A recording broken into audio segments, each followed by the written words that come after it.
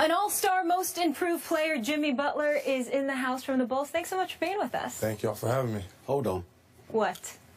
I know good and damn well you didn't come onto this show on national television with practically the same suit on as Skip Bayless. I mean, what is up with that? He don't have one, Jordan. Who's cleaner? I think I got him a little bit. I'm not sure about that. The sneakers, the Jordans with that Jays shirt. Get me. I will give you that. And he asked me how many pairs of Jordans I have. I actually have 4. I just counted in my head. He's got like 400, but he works for the brand. He endorses the brand. Well, he should endorse the brand. MJ. We need to get Skip some sky blue Jays. I've got sky blue. I've got that exact pair. These. I do not, maybe not your pair, but you know. Photo op. Let's put it on Instagram. Jimmy Butler and Skip Bayless with the same wardrobe. Y'all need to change this subject. Wow. You change this subject. Great minds think alike. All right, we have to put you on the hook here. Let's get right into it. What led to you re-signing with the Bulls? I started in Chicago. I think the fans have embraced the way that I play. They've loved me whenever I wasn't too good of a player. And now I guess I'm okay. I'm pretty decent. So I think it was a place for me. Incredible. Well, you're better than decent. I'm proud of you, bro. Because first of all, let's make sure we understand this. The 20-point average, you know, the 35% shooting from three-point range, the 46% shooting from the field, being an all-star, the most improved player, defending better than most in this league. But more importantly than that, you're somebody who bet on yourself. You and I were together like the first game of the season in Chicago, and this guy couldn't reach an agreement with the Chicago Bulls, so he bet on himself, and this is what happened for you. I want to know how tough this season was for you. Were you worried at all, knowing that a contract year was coming, you bet on yourself, and obviously any kind of injury or anything like that could have cost you millions of dollars? It crossed my mind, but I was so confident in the work that I put in last summer that I knew what I was capable of. I knew what I was going to do this year. My trainer, Chris Johnson, who I call Dodo because he's not the smartest individual. Wait, he's sitting across the floor, right? He's definitely over there. Way to go, Dodo. No. He prepared me extremely well, and he's doing the same thing this summer, and I'm still working to get better. Go ahead, Skip. Do you want to ask about Derrick Rose? Well, it's definitely coming. Okay, we got to do it. Go ahead. I'm going to tell you what I hear from a lot of people I know in Chicago, where I once worked. That Derrick Rose is a little threatened by you because you have emerged as, at this point in your career, maybe a little better all-around player than he is, given his knee issues, which are ongoing. And that he's just a little threatened. You've been quoted as saying you have absolutely no problem with Derrick, and I believe that 100%. But have you felt, or how much have you felt, a little friction on his part back to you? I don't think it matters. If we win, this isn't an issue. But since we lost, it's an issue. I think it gives y'all something to talk about, to tell you the truth. Okay. But if we win the championship, nobody's worried about any of that. The only reason that it came up is because we lost. I don't think we have any beef or whatever you want to call it. I think we just want to win. We didn't win, so now we're beefing. Now we have problems with each other, and I don't think that's the case. Have there been any minor incidents on his part back to you? No. Little things that he would say? No, I think he's always been supportive of me being aggressive, especially on offense. We all know that I'll be the aggressor on defense. So, I mean, from what I can tell, the guy's always been in my corner. For the record, I've never believed that for 1 second for 2 reasons. Number one, Derrick Rose's personality, that's not him. Yeah. Number two, and more importantly, the greater Jimmy Butler is, the better it is for D. Rose because it takes more pressure off of D. Rose. And we've always said for years that D. Rose needed some help at the guard spot so he could get somebody that could feed off of him and he could feed off of them and they could go from there. Based on what you saw this year, however, with Derrick Rose, how confident are you in him moving forward from a health standpoint? Because even though he had some great moments, here's my issue with Derrick Rose, the consistency. Because that last game, that when y'all didn't show up, he got outplayed by Matthew Dellavedova. That was a problem for me. And ain't no way. Matthew Dellavedova, no disrespect, I like him. He shouldn't even be mentioned in the same breath as Derrick Rose. Agreed. I don't know. I think we came out flat, and then at a certain point in time, that was the game. I don't think that's the way it's supposed to be, but I think that's what happened. I don't think there's a problem with that. I'm confident in the group of guys that we have. You know, we basically got the same team back with the addition of Bobby Portis, our new rookie. But I'm comfortable where we're at. You know, new coach, but we'll be all right. Why would you be comfortable considering how the season ended and the fact that you guys just got to the semifinals of the Eastern Conference? If a championship is the objective, the roster stays the same. What would make you feel comfortable? We're getting to know each other a lot more. We everybody didn't play together. You know, me and Derek for the first time, really, with the addition of Powell. Everybody's in a different role. Now I think everybody understands their role. So moving forward, I think everybody's okay. Everybody's okay with me being much more aggressive on offense like I wasn't the past few seasons. So it's all a building process. It's all a learning curve. So I think we're ready. You made your name in this league on the other end of the floor, the defensive end. How hard is LeBron James to guard? I mean, you see what the guy does on a nightly basis. He's one of the best players to play the game. You have to give him credit for that.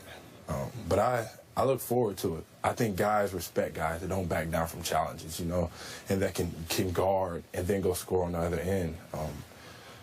I just think he's a hell of a player, along with a lot of other players in this league. But he put that team on his back. He made that team go. I wanted to transition back to Chicago for a second in terms of Tom Thibodeau. I mean, he coached there the last 5 years.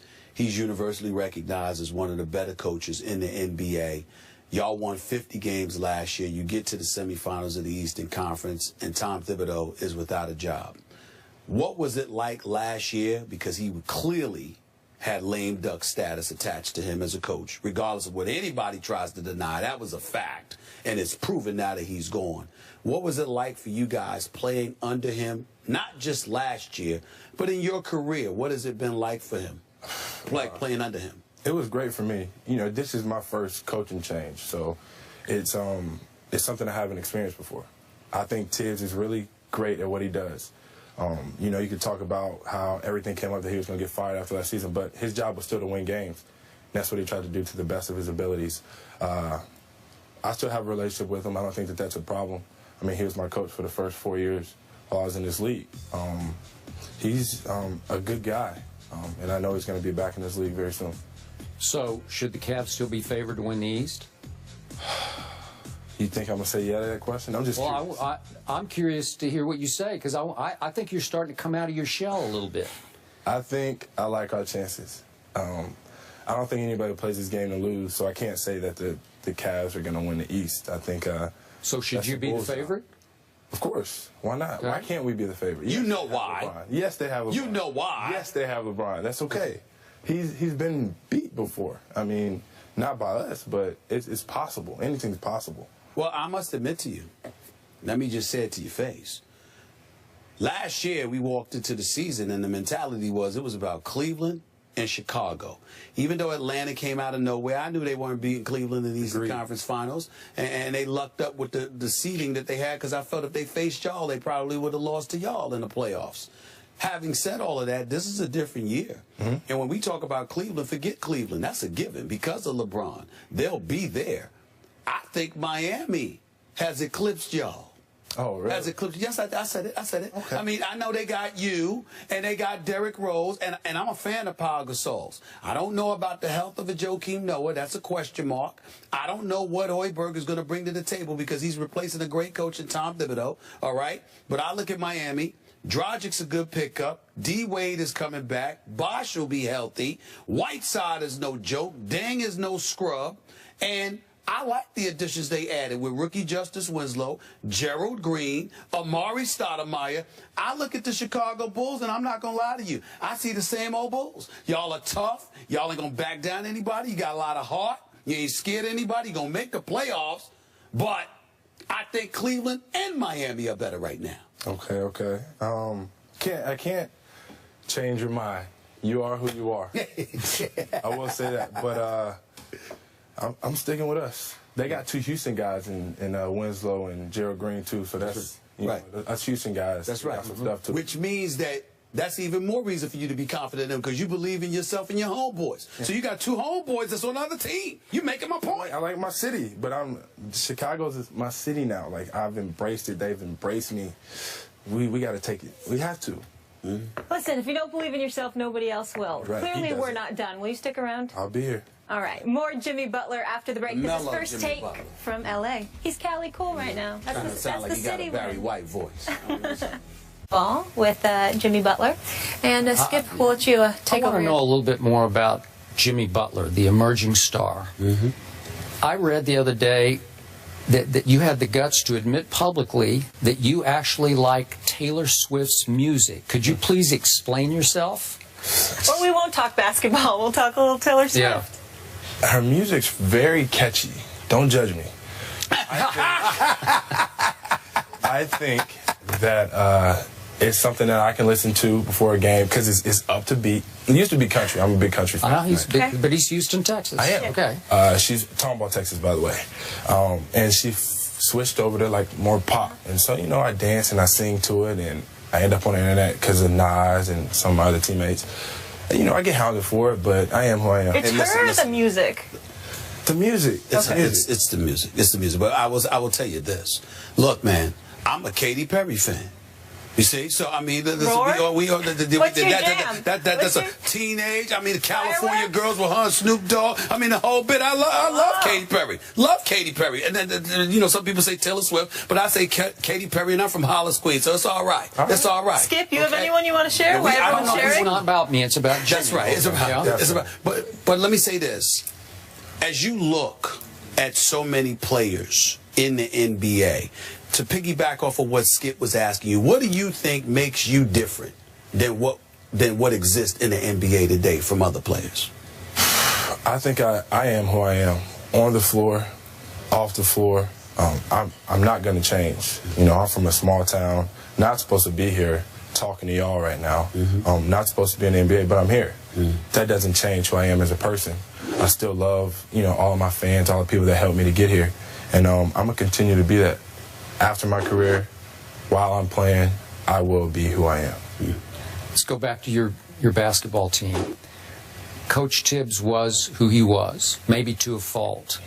Give us some insight into why that decayed and finally ended so badly for him in Chicago. I don't know. I don't think that's my job. That's the general management job. My job is to play basketball, help win games.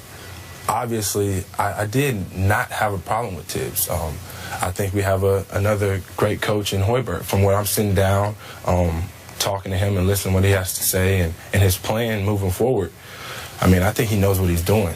Give me some insight into how concerned the team is, how concerned you think the city is that the window of opportunity that y'all have is diminishing before our very eyes. Some people look at you guys and think that. To that you say what?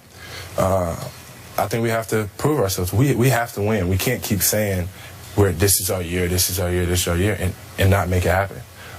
It is a concern, but I really think that we're capable of it. If everybody stays healthy and we just play together and play hard, we really can win. But, I'm just saying it, like I said, last year and the year before that, we got to make it happen. So your ex-coach played you more minutes than anybody.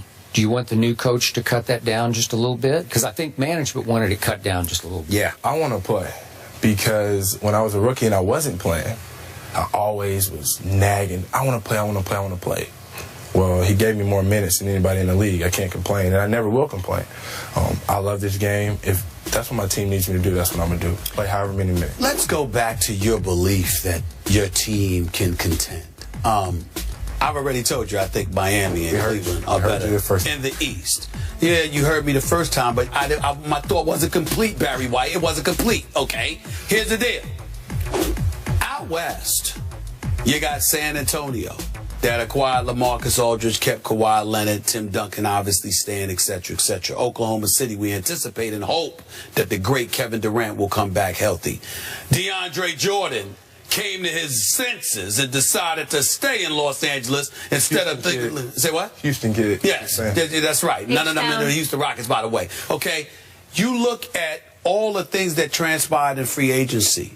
What do you think? Who do you think had the best free agent period? You're asking me that question? That's right. That's You're right. asking me. No, I'm not talking about you and your new You deal. asked me the question. Outside of you. Outside of you and the Chicago Bulls. Okay. Who do you think had the best free agency? I'm going with San Antonio. Thank you. I'm going with San Antonio. LA is a constant mismatch problem for people, man. The dude can play. He's a Texas kid, Dallas. Oh, close enough. I'm just saying, my state. Okay. We got the message, but, you know, Kawhi is a hell of a player. Mm-hmm. And the core team that they already have, they've already won it. They've already played together for so many years. They really got better with the additions that they added. Yeah, they lost a few pieces, but that one piece in LA, that's going to take them over the top. So, to conclude all this, you will win the East next year, you're saying. You're on record, right? I have to be on record saying that. I have to. I can't say we're going to lose. We don't play this game and lose. Yes, we're not listening to your opinion.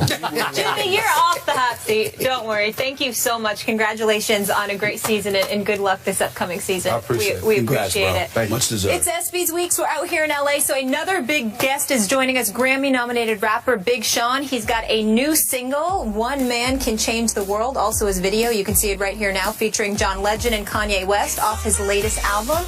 We'll talk to him on the other side of the break.